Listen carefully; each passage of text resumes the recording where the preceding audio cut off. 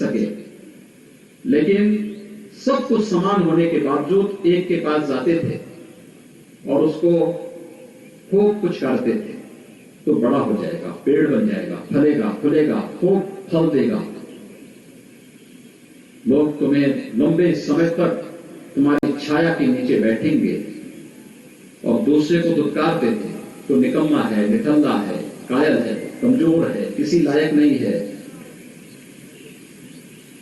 उन्होंने देखा एक समय के बाद जिसको पुचकारते थे वो फल फूल करके बड़ा पेड़ बन गया, जिसको दुत्कारते थे वह एक समय के बाद सूख गया, नष्ट हो गया, उसकी स्त्री हो गई।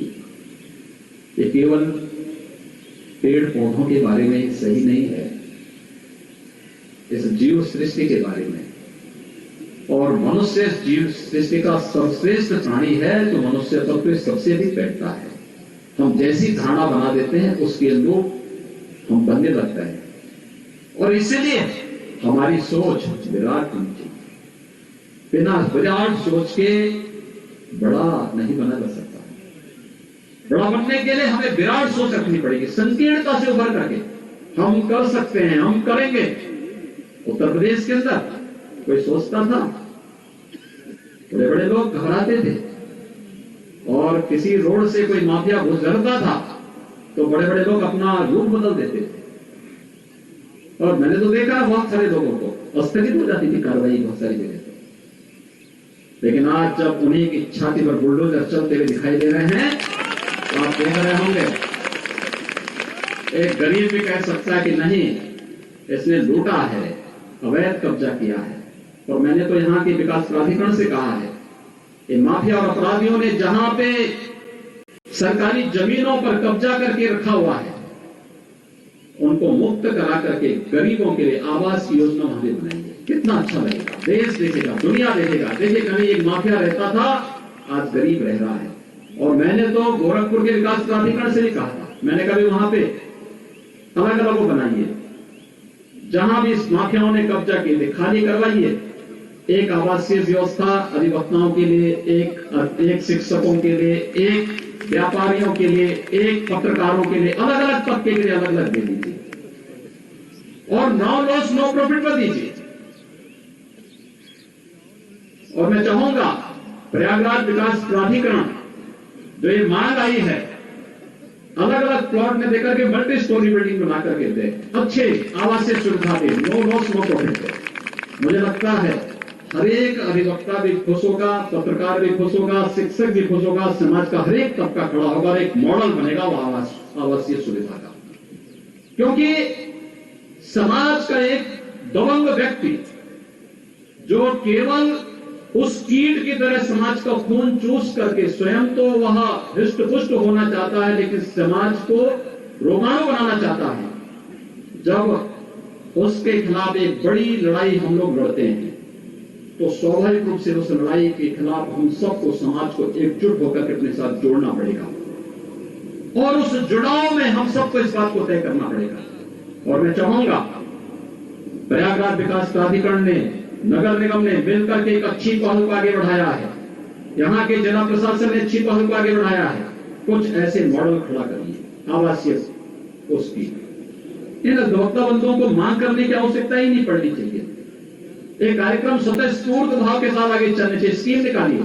और कुछ चीजें ऐसी हैं जहां पे उनसे मुनाफा उनसे मत कमाइए, उसको नो लॉस नो प्रॉफिट पर ही दे दीजिए। मुझे लगता है कि कम से कम अधिवक्ता की जमीन पर तो अब कोई माफिया कब्जा करने का दुस्साहस नहीं कर पाएगा अगर आवास आप इनको बना के देंगे। उसको करना पड़ेगा। आज उत्तर प्रदेश के अंदर, मैं पश्चिमी उत्तर प्रदेश में जाता हूं, वहां की माताएं बहुत खुश होती हैं और कहती हैं कि नहीं, हम तो एकदम साथ में है। मैंने कहा कैसे? तो उन्होंने कहा देखिए अब तो पूरी तरह सुरक्षित, सारी माफिया भाग चुके हैं। बहुत सारे कॉलोनी वहां पे जो बहुत सारे कस्बे ऐसे जो खाली हो रहे थे आज फिर से आबाद हो गए। एक माहौल देना शासन का काम है, क्योंकि रूल ऑफ लॉ यह हम सबका नैतिक दायित्व बनता है कि हम उस प्रकार की व्यवस्था दें और रूल ऑफ लॉ में आपकी बहुत बड़ी भूमिका है। उस भूमिका के लिए मैं आप सबको बहुत आग्रह के साथ आमंत्रित करता हूं। केंद्र और प्रदेश सरकार बिना भेदभाव के शासन की योजनाओं को दे रही है, बिना भेदभाव के, किसी के साथ कोई भेदभाव नहीं। अब याद करिए, जब जनधन अकाउंट खुले थे, क्या किसी की जाति, किसी का मत और किसी का मजहब देख के खुला था? नहीं, सभी को दिया। हर एक का अकाउंट खुलेगा, उसमें क्रेडिट की सुविधा सबको दे दी गई, हर एक व्यक्ति को उसका लाभ दिया गया। और याद करिए, अगर जनधन अकाउंट नहीं होते, क्या कोविड-19 के दौरान, कोरोना कालखंड के दौरान, लॉकडाउन के दौरान उन गरीबों के पास क्या हम पैसा भेज पाते? हम अपने लेखपाल को, अपने कर्मचारियों को डोर स्टेप डिलीवरी में लगाते कि घर घर पैसा बांटने में लगाते?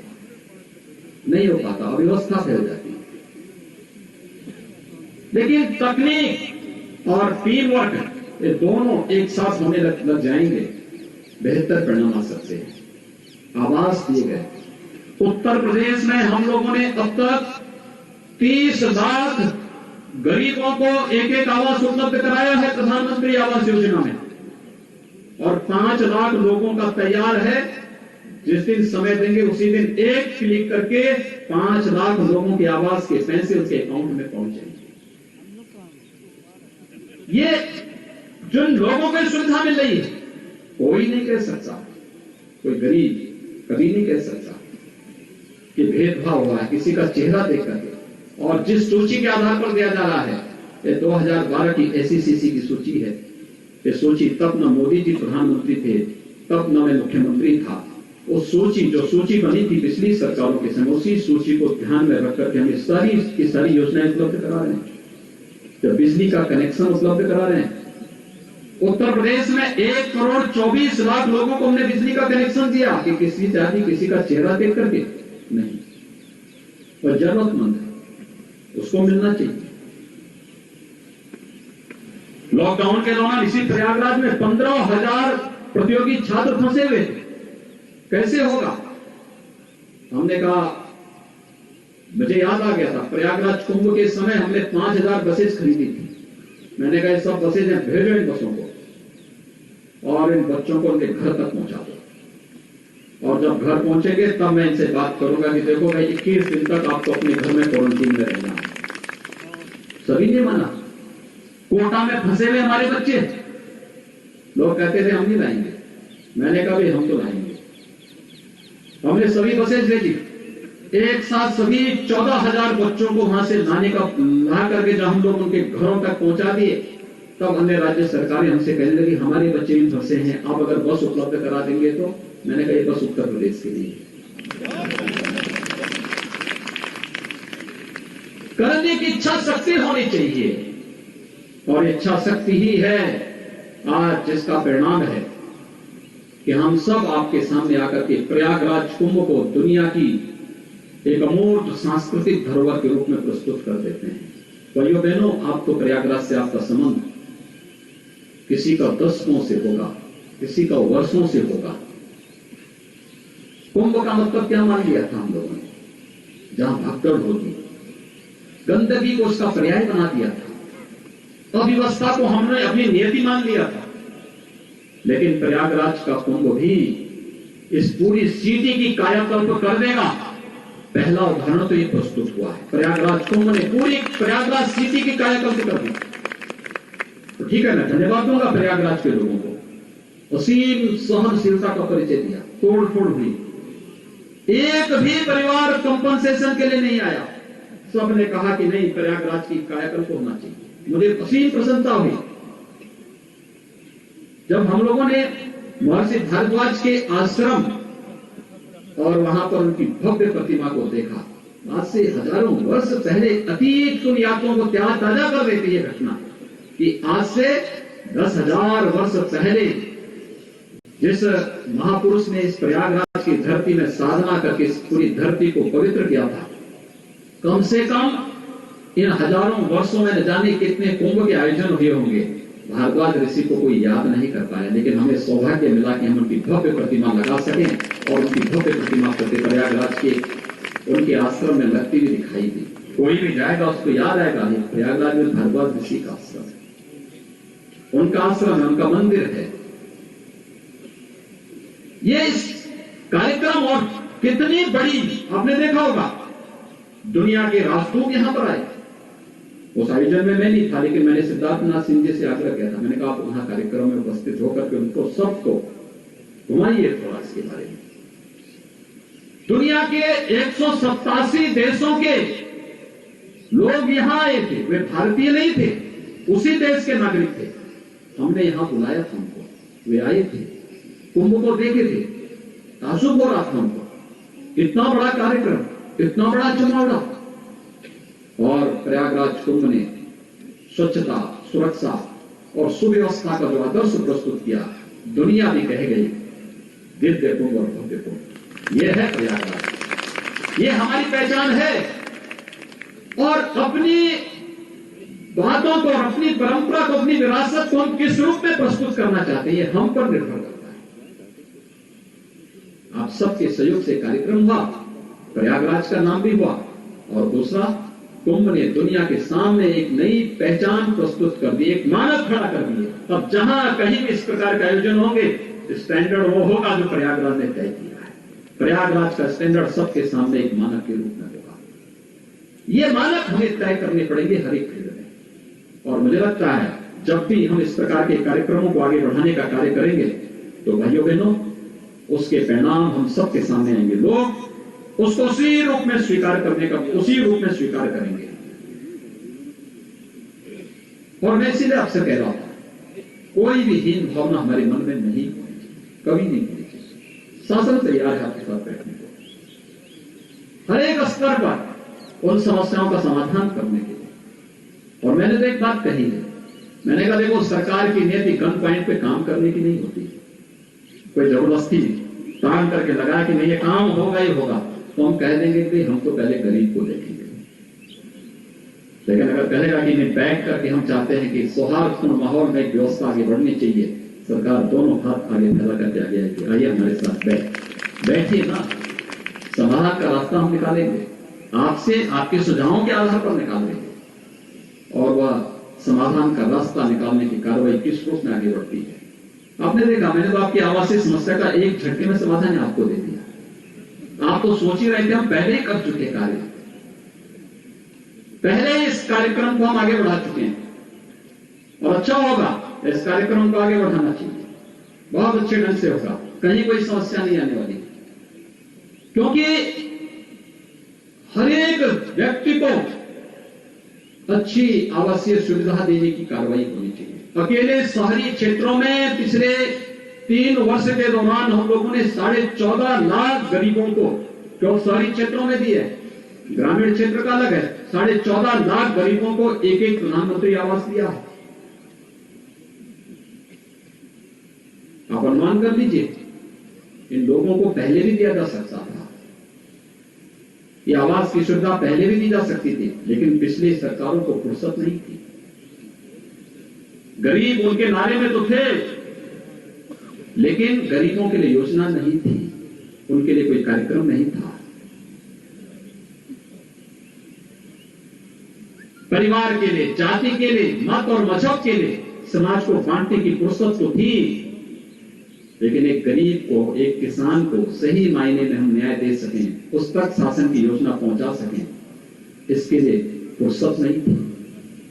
और यही कारण है कि ग्रामीण और शहरी क्षेत्रों में आप देखेंगे 30 लाख से अधिक गरीबों को आवास मिलना, 5 लाख अभी वेटिंग में है, कुछ ही दिनों के अंदर वहां भी देने वाले हैं। ये कार्य पहले भी हो सकते थे। आप तो प्रयागराज में रहते हैं, प्रयागराज एक वैसे भी संगम है, ये पवित्र धरती है, मां गंगा, मां यमुना, मां सरस्वती का त्रिवेणी है। ये ज्ञान और आस्था और न्याय की त्रिवेणी भी है। लेकिन यहां एक और बुंदेलखंड पड़ता है, दूसरी तरफ बिंदु क्षेत्र पड़ता है। जनवरी से ही पानी के लिए लोग तरसते थे, हर घर नल योजना, प्रधानमंत्री जी की इस महत्वाकांक्षी योजना को हमने दोनों जगह पहुंचाने की कार्रवाई को आगे बढ़ा दिया है। हर घर आने वाले 2 साल के अंदर आप देखेंगे बिंद और बुंदेलखंड के हर घर तक हम शुद्ध पेयजल की आपूर्ति करने वाले हैं। सरकारें पहले भी थी, लेकिन ये कार्य करने में विफल थी, क्योंकि सोच नहीं थी, विजन नहीं था, करना नहीं चाहती थी। लेकिन आज जब कार्यक्रम आगे बढ़ रहे हैं, इन चीजों को हमें उसी रूप में आगे बढ़ना पड़ेगा, और यही कार्य है जिसको लेकर के आज हम सब आपके बीच आए हैं। भाइयों बहनों, हम सबको इस बारे में देखना चाहिए। हम लोगों ने प्रदेश के अंदर, प्रदेश सरकार पूरी तरह इस बात के लिए प्रतिबद्ध है। हमारा यह मानना है, न्याय लोकतंत्र का आधार स्तंभ है भारत की 3 महत्वपूर्ण संस्थाएं, चाहे वह न्यायपालिका हो, कार्यपालिका हो या विधायिका हो। सबकी अपनी अपनी भूमिका है, अपनी अपनी सीमाएं हैं, अपने अपने कार्य क्षेत्र है। लेकिन न्यायपालिका की भूमिका में जब हम बात करते हैं तो बेंच और बार दोनों की अपनी अपनी भूमिकाएं हैं, दोनों को नकारा नहीं जा सकता है। वादकारी का हित हमारे लिए सर्वोच्च होता है, और वादकारी का हित अगर आपके लिए सर्वोच्च है तो हमारे लिए भी सर्वोच्च इसलिए है क्योंकि न्याय पाने वाला व्यक्ति समाज के अंतिम पायदान पर बैठा हुआ व्यक्ति है। जब वो न्याय पाता है तो न्याय पाने के साथ ही वह व्यक्ति व्यवस्था के साथ अपनी का सामंजस्य भी बिठाता है। हमारे लिए आसान होता है अगर न्याय जितना सहज सरल हो जाए, उस तक पहुंच जाए, वह व्यवस्था के साथ अपनी प्रतिभा और अपनी ऊर्जा का लाभ उतनी मजबूती के साथ देता है। समग्रता के साथ आगे बढ़ने की एक नई सोच हमें आगे बढ़ाती है, और प्रक्रिया उसी तर्ज पर आगे बढ़नी चाहिए। और इसीलिए वादकारी के हित को सर्वोच्च प्राथमिकता देते हुए ही प्रदेश सरकार ने अलग अलग स्तर पर इन कार्यक्रमों को आगे बढ़ाया है। अगर आवासीय और अनावासीय भवनों के रूप में अगर हम देखेंगे, न्यायालयों में अवस्थापना सुविधाओं के विकास के लिए जो सरकार ने विभिन्न प्रकार के कार्यक्रम अपने प्रारंभ किए हैं प्रदेश के अंदर, इन सभी के दृष्टि प्रदेश ने CSR से और प्रदेश सरकार ने अपने फंड से क्रमशः यानी आवासीय भवनों के लिए 150 करोड़ रुपए और अनावासीय भवनों के लिए 400 करोड़ रुपए उपलब्ध करवाने के लिए अपना योगदान किया ही है। लेकिन प्रदेश के अंदर साथ साथ अन्य विभिन्न प्रकार के कार्य, उच्च न्यायालय, अगर लखनऊ पीठ के लिए हम देखते हैं, वहां के लिए भी हम लोग धनराशि की व्यवस्था की, नए प्रस्तावित भवनों के लिए भी। और प्रदेश के अंदर चाहे वह न्यायालय भवनों के निर्माणों के लिए भी हमने आने वाले समय में भी जनपद स्तर पर या फिर प्रयागराज में भी, मुझे तो बताते हुए प्रसन्नता है जो यहां पे सिद्धार्थनाथ सिंह जी ने भी कहा पहले कि नेशनल लॉ यूनिवर्सिटी हम लोग एक प्रयागराज में ही बनाने जा रहे हैं, और प्रयागराज के लिए हम लोगों ने दिया है, प्रयागराज के लिए अद्भुत चीज हम उसके माध्यम से दे रहे हैं। लेकिन साथ ही प्रदेश के अंदर हम लोगों ने विभिन्न कार्यक्रमों के लिए, जो न्यायालय भवनों के लिए या फिर जहां पर नए भवन न्यायालय के बनने हैं उनके लिए भूमि अधिग्रहण के लिए भी 600 करोड़ और 1000 करोड़ रुपए की अतिरिक्त राशि उनके लिए प्रस्तावित, इन सभी कार्यों के लिए प्रदेश सरकार पहले ही कर चुकी है। अभी प्रदेश के अंदर यहां पर जो हमारे बार काउंसिल के माननीय अध्यक्ष कह रहे थे कि यहां पर हम लोगों ने न केवल न्यायिक अधिकारियों के आवास के लिए व्यवस्था दी है, उसके लिए धनराशि अवमुक्त की है, लेकिन साथ साथ अधिवक्ताओं के चैम्बर और मल्टी लेवल पार्किंग की एक बेहतरीन व्यवस्था हाईकोर्ट के पास सरकार दे रही है, और बड़ी राशि सरकार ने उसके लिए स्वीकृत की है, जिसमें लगभग 600 करोड़ रुपए की राशि सरकार खर्च करने जा रही है, जिसमें अच्छे चैम्बर उसके माध्यम से बनेंगे। इसके साथ ही प्रदेश ने अधिवक्ता 3 वर्षों में प्रदेश में अधिवक्ता सामाजिक सुरक्षा निधि योजना के अंतर्गत 1474 अधिवक्ताओं को कल्याण निधि से भुगतान किया गया है, और अधिवक्ता की मृत्यु पर उनके परिवारजनों को मिलने वाली राशि आयु सीमा बढ़ाकर 70 वर्ष किए जाने का भी इसमें हम लोगों ने शासनादेश जारी कर दिया, और उससे संबंधित धनराशि को भी जारी करने की कार्रवाई कर दी गई है। 3 वर्षों में आर्थिक सहायता योजना के अंतर्गत दिवंगत अधिवक्ताओं के कुल 471 आश्रितों को कल्याण निधि से 23 करोड़ 11 लाख रुपए का भुगतान अब तक प्रदेश के अंदर किया जा चुका है। साथ ही साथ सामाजिक सुरक्षा निधि के अंतर्गत भी जो मृत्यु के दावे थे उसमें 662 दिवंगत अधिवक्ताओं के आश्रितों के कल्याण में भी 4 करोड़ 46 लाख 33,692 रुपए का भुगतान भी उस मद में किया जा चुका है। लोक कल्याण जो संकल्प पत्र 2017 था भारतीय जनता पार्टी का, इसमें युवा अधिवक्ताओं के लिए पुस्तक और पत्रिका आदि के क्रय के लिए रुपये 5,000 रुपये की प्रति अधिवक्ता 3 वर्षों के लिए, चालू वित्तीय वर्ष में जो प्रावधानित था 1 करोड़ 87 लाख 90,000 रुपये के सापेक्ष 1 करोड़ 60 लाख रुपये की धनराशि निर्गत कर दी गई है। और वित्तीय वर्ष 21-22 के लिए भी हम लोग इसके लिए प्रस्ताव रख रहे हैं। लगभग 20 करोड़ रुपये की एक बजट की व्यवस्था इसके लिए हम लोगों ने पहले से प्रस्तावित की है। इसके अलावा प्रदेश के अंदर अन्य कार्यों के साथ ही माननीय उच्च न्यायालय लखनऊ खंडपीठ में भी विद्यमान जो हमारे अधिवक्ताओं के चैम्बर हैं उनके लिए भी अतिरिक्त चैम्बर बनाने के लिए 184 करोड़ रुपये, न्याय विभाग के माध्यम से लखनऊ में, प्रयागराज में, कासगंज में,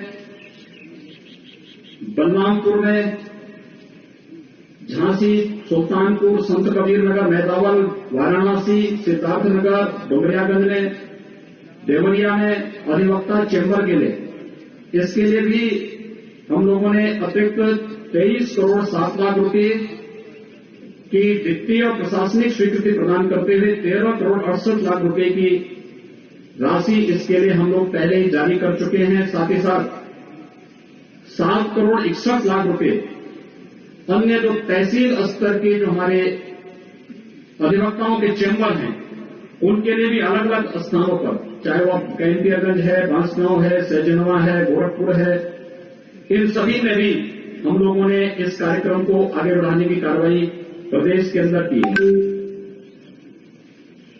गरीब, वंचित और शोषित और उपेक्षित वर्गों के लिए जो लोग धन के अभाव में न्याय से वंचित रह जाते थे, इन न रहने का इस से भी हम लोग चाहेंगे कि हमारे जो विद्वान अधिवक्ता हैं वे लोग उन सब के हित के लिए खड़े रहते हैं, लेकिन एक कार्य योजना इन सभी के लिए बननी चाहिए कि हम इन सभी कार्यक्रमों को कैसे आगे बढ़ा सकते हैं। ये कार्यक्रम जहां हमारे आगे बढ़ने चाहिए उस पर भारत की सरकार भी, न्यायपालिका भी पूरी संवेदनशीलता के साथ कार्य कर रही है। लेकिन अगर हम सभी लोग मिलकर के इन कार्यक्रमों को अपने साथ जोड़ लें, और मुझे लगता है कि ये हर एक स्तर पर हो सकता है, हर एक बार एसोसिएशन अपने स्तर पर कार्य योजना बनाकर के सरकार के पास अगर भेजती है तो मुझे लगता है हमें प्रसन्नता होगी कि सरकार उसमें आपके साथ मिल बैठ करके एक ठोस कार्य योजना बनाकर के उसको इम्प्लीमेंट भी कर सके, जिससे प्रत्येक तबके का व्यक्ति न्याय उसे प्राप्त हो सके और हमारी व्यवस्था में, विधि व्यवस्था में उसका विश्वास और भी सुदृढ़ हो सके। यहां पर मेरे सामने हाईकोर्ट बार एसोसिएशन और बार काउंसिल की ओर से जो एक ज्ञापन भी आया है, मुझे लगता है कि मैंने इसमें से कुछ चीजों के बारे में, बहुत सामान्य चीजें, और इन सभी कार्यक्रमों को हम लोग पूरी प्रतिबद्धता के साथ आगे बढ़ाने के लिए तैयार हैं। मैं चाहूंगा कि बार एसोसिएशन, बार काउंसिल हमारे विधि और न्याय विभाग के साथ बैठ करके कोरोना कालखंड में अधिवक्ताओं के बारे में, उनके आर्थिक मदद किस रूप में की जानी चाहिए, खासतौर पर जो नए अधिवक्ता हैं या जो दिव्यांग या फिर शारीरिक रूप से कमजोर हैं या जो बुजुर्ग अधिवक्ता हैं, बुजुर्ग अधिवक्ता में माने किसी नाते पार्टी जी तो बहुत वरिष्ठ हैं और वे सबसे मार्गदर्शक भी हैं, लेकिन बहुत सारे अधिवक्ता ऐसे हैं कि जो वास्तव में जिनको सहयोग की आवश्यकता है। ये लोग एक कार्य योजना बनाकर के सरकार के सम्मुख एक साथ प्रस्तुत करें, सरकार उसमें भी आप सबको मदद करने को तैयार है। इसके साथ ही कि आर्थिक मदद हम लोग उन सभी अधिवक्ताओं तक पहुंचा सके, उनको उपलब्ध करा सके, उनको दे सके, इस पर इसके अलावा यहाँ पर अन्य जो चीजें प्रस्तुत की गई हैं कि हॉस्पिटल की व्यवस्था उच्च न्यायालय परिसर में, सिद्धार्थनाथ सिंह जी पहले ही कह चुके हैं, सरकार की मंशा बहुत स्पष्ट है। सरकार इसके लिए भरपूर सहयोग करने को तैयार है। हमें न्यायालय परिसर में उस प्रकार की व्यवस्था मिले। सरकार तो हमें केवल अधिकारी तैनात करने, बल्कि हम लोगों ने डॉक्टर तो तैनात कर दिए हैं, वहां पर डेडिकेटेड टीम वहां पर पहले से तैनात की हुई है। लेकिन फिर भी अगर हॉस्पिटल की आवश्यकता पड़ेगी, सरकार उसमें हर प्रकार का सहयोग करेगी। आवासीय सुविधा के बारे में मैं आपको पहले ही बोल चुका हूं। डिजिटल लाइब्रेरी की बात कही है, बहुत अच्छी व्यवस्था, और मैं चाहूंगा पाठक जी इस कार्यक्रम को तत्काल लागू करने की तैयारी कर देनी चाहिए। हमें लाइब्रेरी हमारी जितनी रिच हो सके हमें करनी चाहिए। ये हमें और भी इसमें जो भी सहयोग इसमें किया जाना है उसमें करने के लिए सभी तैयार रहना पड़ेगा। मैं बहुत बहुत धन्यवाद दूंगा यहाँ पे बार काउंसिल उत्तर प्रदेश को और यहाँ के हाईकोर्ट बार एसोसिएशन के माननीय अध्यक्षों को, सभी पदाधिकारियों को, जिन्होंने आज इस अधिवक्ता समागम के माध्यम से आपके साथ एक संवाद बनाने का अवसर दिया है। मैं आप सबको इस बात के लिए आश्वस्त करता हूं कि आपके साथ मिलकर के एक टीम वर्क के साथ न केवल वादकारियों की समस्याओं के समाधान के लिए संवेदनशीलता के साथ हम काम करेंगे, बल्कि अधिवक्ता समाज से जुड़ी हुई समस्याओं के समाधान के लिए सरकार सदैव आपके साथ खड़ी रहेगी। हमारा न्याय और विधि विभाग आपके साथ कदम से कदम मिलाकर के तैयार रहेगा और उनके द्वारा प्रस्तुत किए जाने वाले प्रत्येक प्रस्ताव के साथ सरकार उनके साथ पूरी संवेदनशीलता के साथ, पूरी प्रतिबद्धता के साथ कार्य करेगी। एक बार फिर से मैं इस अधिवक्ता समागम के लिए दोनों अपने जो हमारे बार काउंसिल को भी और इलाहाबाद हाईकोर्ट का जो हमारा बार एसोसिएशन है, इनको हृदय से धन्यवाद देते हुए आप सभी अधिवक्ता बंधुओं का हृदय से अभिनंदन करते हुए मैं एक बार फिर से इस धरती को कोटि कोटि नमन करते हुए अपनी वाणी को विराम देता हूं। धन्यवाद। जय हिंद।